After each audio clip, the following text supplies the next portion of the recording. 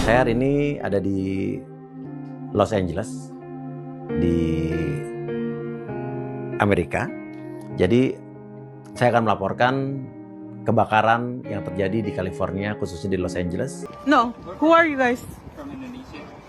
And We have a family in here. Kena dia sekarang. Bapak Uya Kuya, sekarang Anda tuh sudah anggota DPR.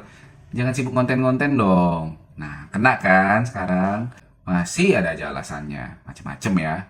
Ya udahlah, kita ulas bareng-bareng ya. Jangan lupa komentar. Yuk kita saksikan bareng-bareng. like seriously, this is ridiculous. First the royalty family yesterday, and now these people, like, they have no respect for our loss at all.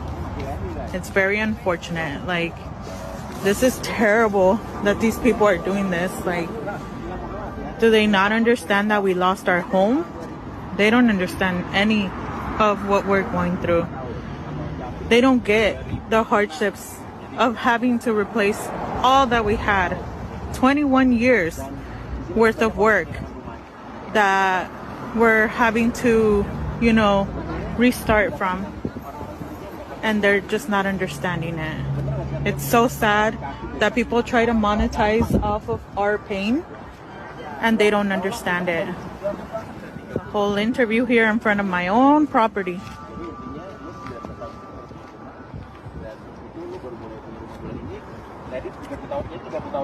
Who are you guys?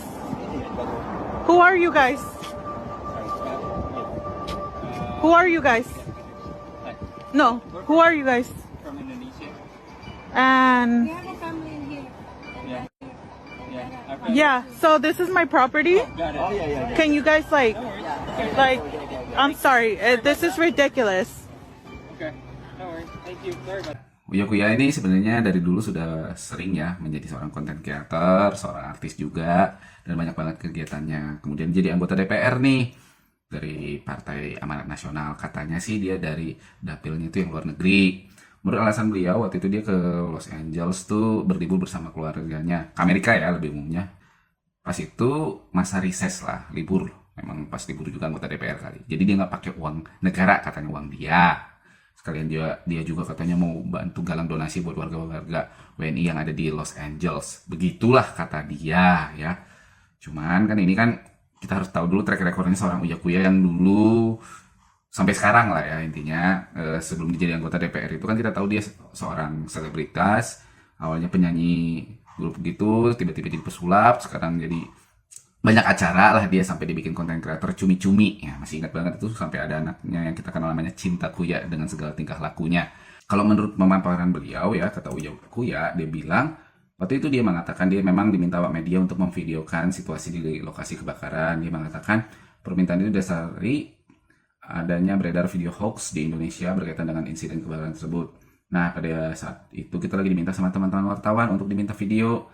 Jadi itu bukan untuk kepentingan TikTok, Reels, atau YouTube kita, bukan. Karena beredarnya kan video-video hoax sama AI itu di Indonesia, sama berita-berita yang menyesatkan Indonesia tentang kebakaran di LA. Mereka minta video realnya dengan beberapa orang Indonesia dan YouTuber Indonesia yang ada di situ, anak LA yang tahu juga situasinya.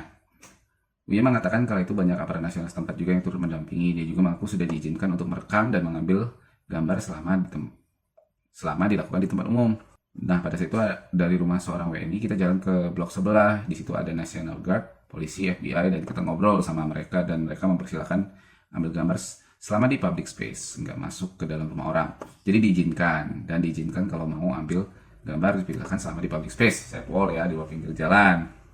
Kemudian datanglah seorang ibu yang menuduh ngapain di situ segala macam.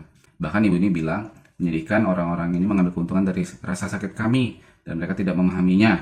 Nah, itu bilang sama ibu bernama Carolina Ramirez. Nah, terus pemilik itu mengatakan pada Uya Kuya, Astrid dan dua narasumber yang sedang mewawancari, siapa kalian? Katanya, kami dari Indonesia. Astrid mengaku punya keluarga di sekitar lokasi tersebut. Namun Carolina menyanggah jawaban itu dengan menyebut rumah tersebut adalah miliknya. Ini adalah properti saya. Bisakah kalian untuk pergi? Maaf, ini sangat konyol, ridiculous. Nah, menyadari hal itu akhirnya Uya dan teman-temannya pergi. Nah, kalau menurut pemaparan Uya Kuya, ada video dia itu udah minta maaf, mengaku salah, tapi nggak di-upload ya sama Ibu Carolina ini katanya. Ya itu serah dia lah katanya gitu. Dari pembelaan Uya Kuya dia bilang dia memang merekam itu untuk membantu wartawan untuk dapat video real. Cuman kan jadi masalahnya adalah pertama dia izinnya cuma sama polisi setempat. Oke, boleh lah ya. Tapi ketika dia syuting itu kan sebenarnya ada mengambil wilayah properti orang juga walaupun memang dia tidak masuk ke pekarangannya. Nah itu kebetulan ada milik Ibu Carolina ini gitu. Nah aku nggak tahu Ibu Carolina ini melihat apakah memang seorang Uya Kuya itu hanya mengambil sesuatu atau dari awal juga dia udah lihat lama. Bisa aja kan dia melihatnya lama nih, ini orang ngapain, kayak mungkin tag ulang kah atau bagaimana, kita nggak tahu juga gitu ya. Sehingga dia sempat merekam lama dan Uya Kuya pun nggak, antara sadar atau nggak sadar dia kan direkam juga tuh. Apakah mungkin udah terbiasa kali ya direkamin sama orang-orang di Indonesia kalau sedang bikin konten, jadi ya dia biasa aja gitu. Tau-taunya kan ternyata ibu ini tidak senang kalau daerah yang dia miliki diambil gambarnya atau dia videokan oleh Uya Kuya dan kawan-kawan. Oke lah, Uya Kuya udah minta izin ke FBI dan petugas kepolisian di setempat. Tapi masalahnya ketika dia bikin video ini, apakah meminta izin dari sang pemilik properti? Enggak juga kan. Mungkin pemilik propertinya lagi nggak ada di tempat, orang rumahnya udah kebakar. Bisa jadi. Tapi pada titik ini, aku bisa aja curiga kayak Ibu Carolina ini gitu ya.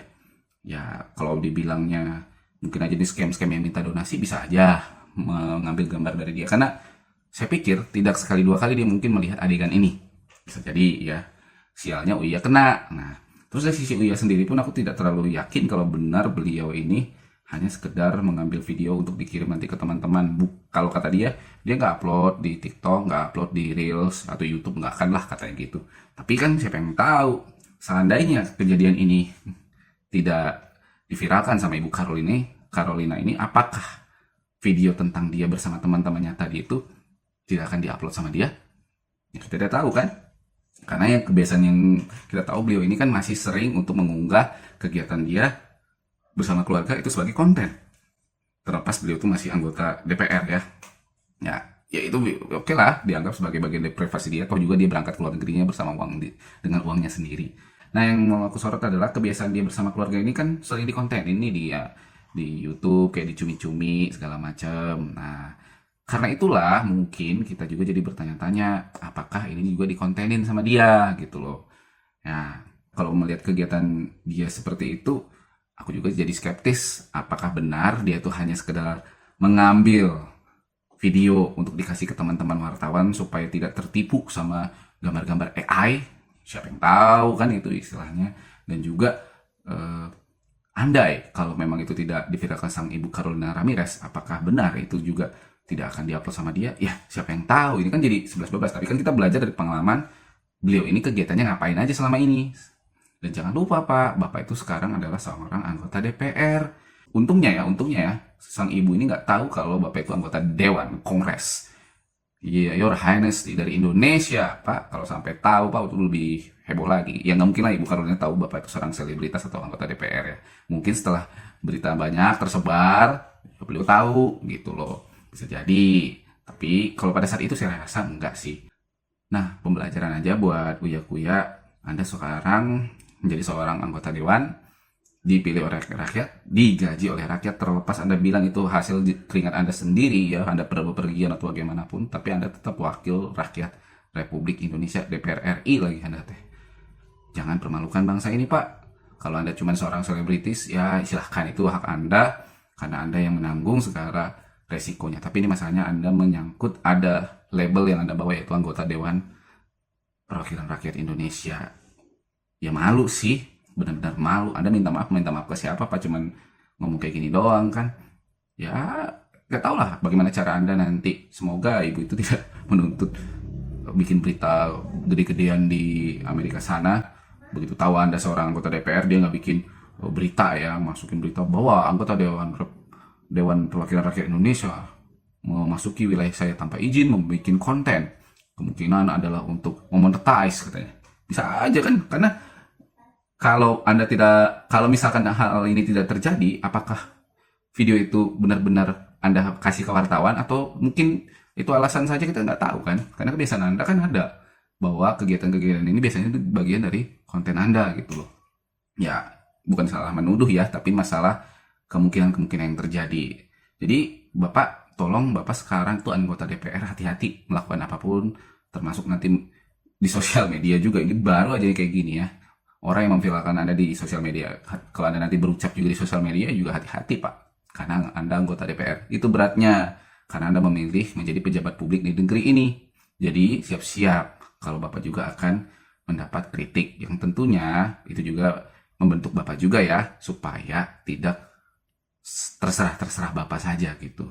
Ya, terima kasih kalau Anda ada kepedulian untuk warga negara Indonesia yang di luar negeri.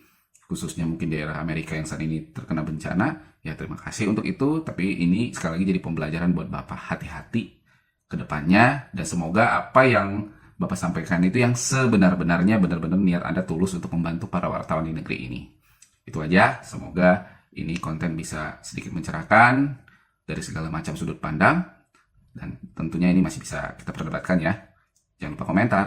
Terima kasih.